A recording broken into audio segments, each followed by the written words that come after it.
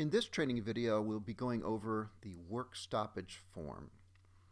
So in the event the client, the customer, has ordered you to stop work, or maybe you're the one that wants to stop the job for whatever reason, we have this form for you, the work stoppage form.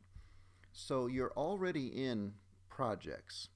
So that means you are under the name of James Stevenson. This is the owner insured under this particular project.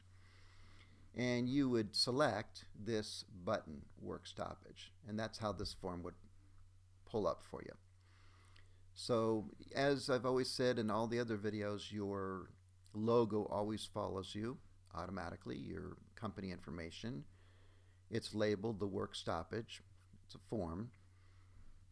Shows the owner's name and shows the address. If there's a claim number, that would show up as well. And then your legal verbiage that you already picked, or you can use ours as you already know. This is from before, and the programming from before. And you have a note box.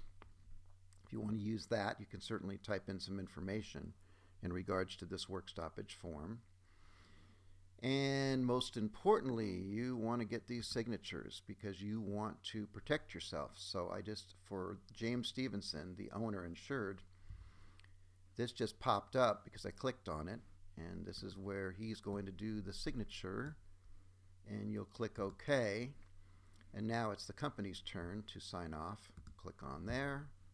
This pops down again, and you click OK, and you have just captured both signatures, both agreeing to this work stoppage form. Also, both dates populated automatically. So that's pretty much everything you need to know on the work stoppage form and to do it and execute it properly. So your success, and thank you for watching.